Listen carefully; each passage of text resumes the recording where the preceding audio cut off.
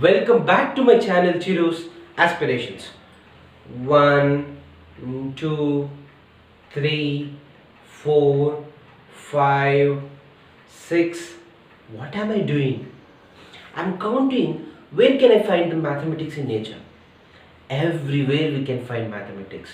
According to me, the definition for mathematics is the patterns of nature is obviously mathematics. Everywhere we can see the mathematical concepts, isn't it?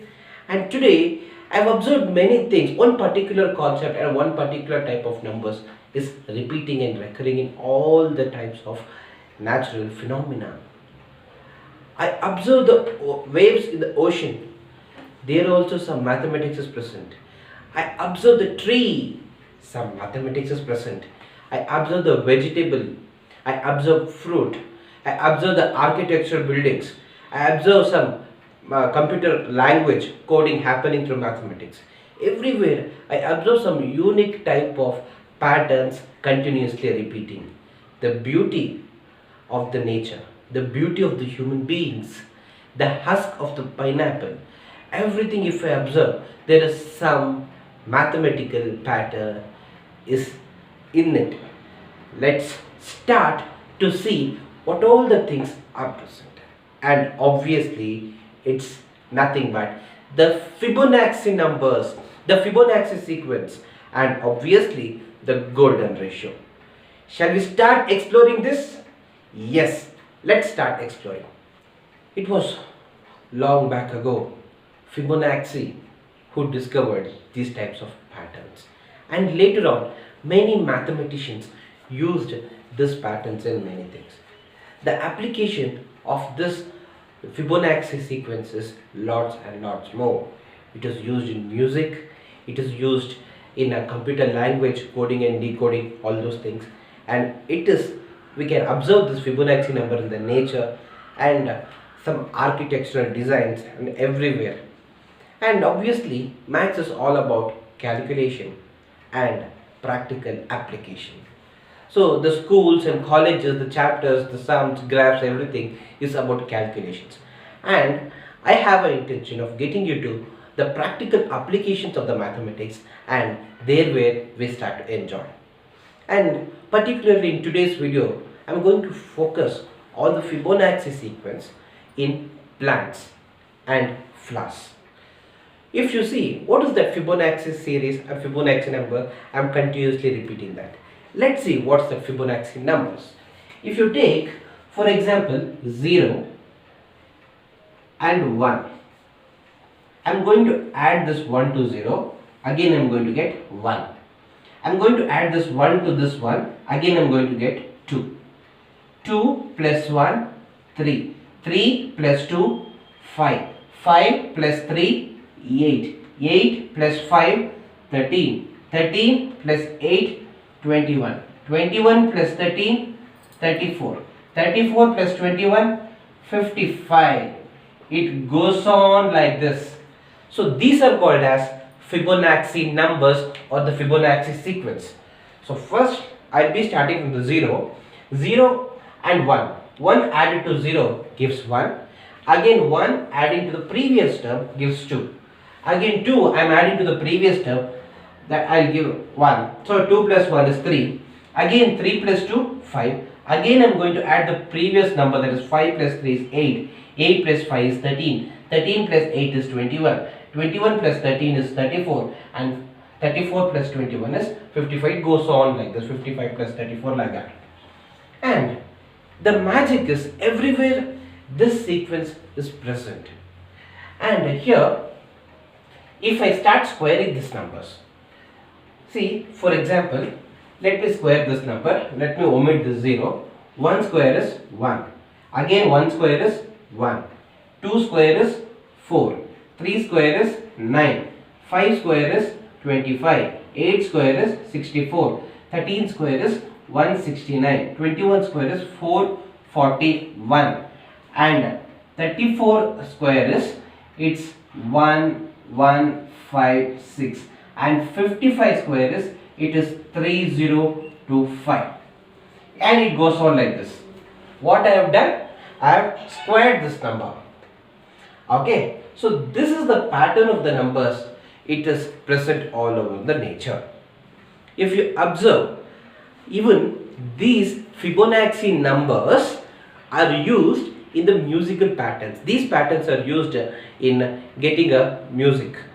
One of the melody I like using the patterns of Fibonacci number, I am going to play now. Listen to it.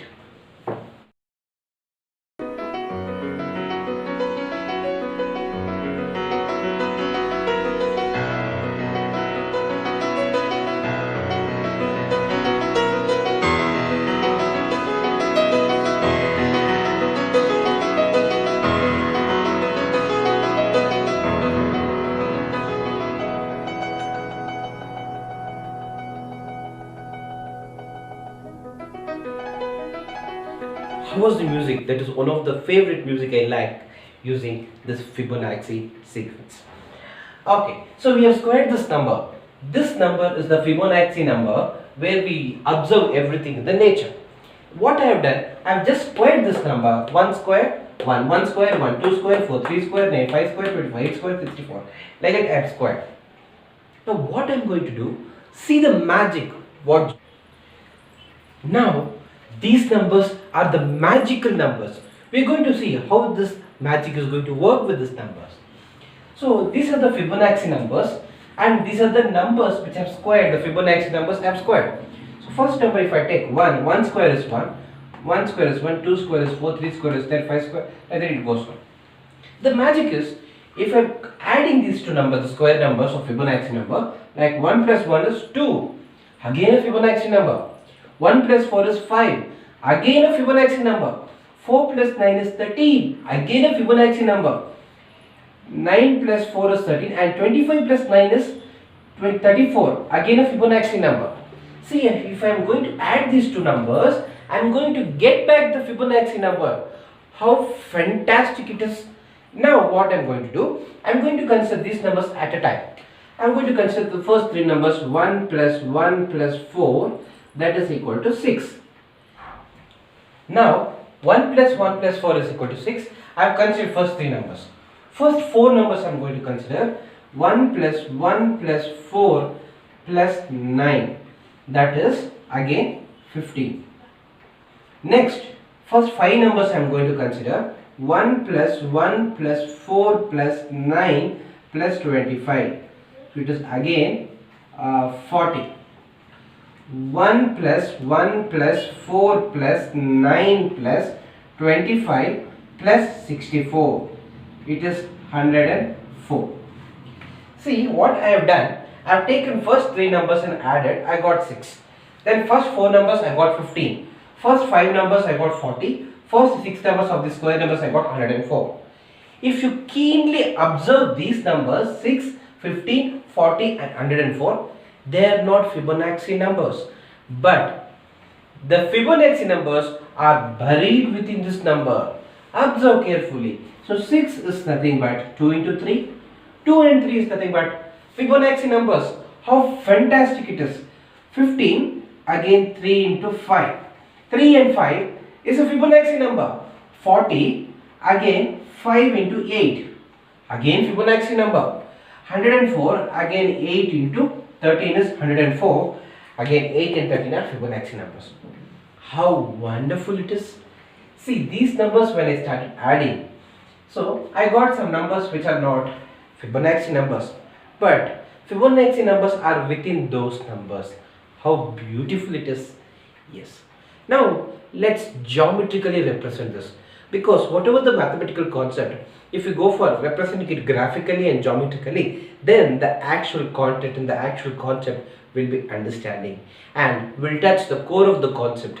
Then we'll obviously start enjoying the mathematics. Now we'll go for the geometrical representation. We have the numbers here. 1. I'm going to take first number 1. 1 square I'm going to take. Another 1 square I'm going to take. Next, so this is 1 square and 1 square. Next is 2. So this, since it is a cube, since it is a square, all the sides will be same. So here it is 1 and here it is 1, it becomes 2. Again I am going to draw a box of the unit 2. All the sides it's 2. Now again it is 3 and this is 2 and this is 1. This becomes 3.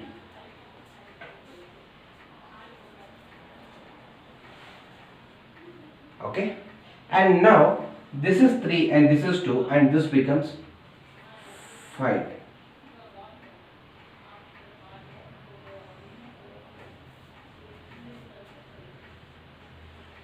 Okay, next Fibonacci number 3 and 5. And this is 3 and this is 5 and this becomes 8.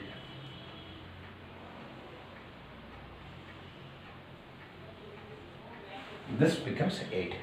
So like this, it will be continuously going on. And if you observe clearly, what is happening here is, so it starts from here and goes like this and comes like this.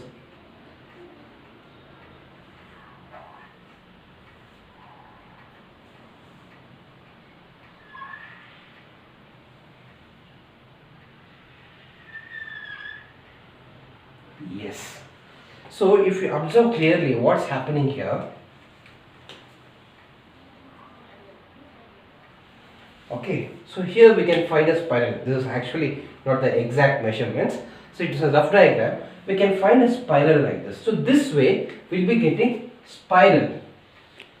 So continuously for the entire square we'll be getting the spiral.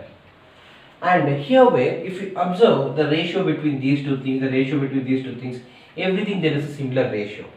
Obviously what happens if you start dividing the number, for example, if I am going to divide 2 by 1, 3 by 2, 5 by 3, 8 by 5, 13 by 8, 21 by 13, 34 by 21, 55 by 34, whatever the number I am going to divide, the great number by the smaller number, I will be getting a particular constant that is called as the golden ratio. So it is almost nearest to 1.6.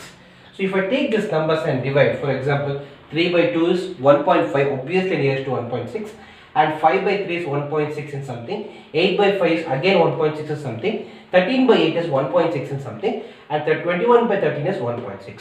So likewise, whatever the greater number of Fibonacci number you are going to take and divide it by the smaller number, you will be getting a constant ratio, that is golden ratio 1.6. So this golden ratio plays a very major role in mathematics and nature. Everything keeps on maintaining this ratio. It may be the growth of the plant, fruits, flowers, whatever may be. Now we are going to see this practical application, how this ratio is going to play a role. Now the actual thing we are going on. As I said initially, today we are going to see that the major last step of Fibonacci number application in the growth of plant. If you observe plants, trees, everything, they need food, right? It's obviously from photosynthesis happening. So for the photosynthesis, the major raw material we need is sunlight. If, for example, imagine one leaf is coming on the other leaf and one branch is closing the other branch for the sunlight, what happens to the lower branch? No sunlight, obviously the leaves wither and that particular part of the plant doesn't grow, isn't it? That is the process happening, but it doesn't happen like that. If you keenly observe the tree, so the way the branches are grown, the way the leaves are grown, there is a calculation behind that. That nature has calculated and systematically it grows in that way. So no branch is problem to another branch in the same tree. They are so mutually understanding that they grow in such a way that mathematically it is inclined such a way that so they don't create problems to each other. So that way it grows. Are you curious to know what's happening with that? Yes. So generally what happens when a tree starts to grow, let's take from the plant, when the germination happens and the sprouts come out and the leaves start to grow, how the location of the leaves happens and how it calculates. For example, let me take, this is the stem, this is one of the section of the stem, And one of the calculations is if the leaves should not overlap and the sunlight should fall on all the leaves and all the part of the plant. So because the transpiration and the photosynthesis are happening through the leaves, right? And now what happens, let me take a section of the stem.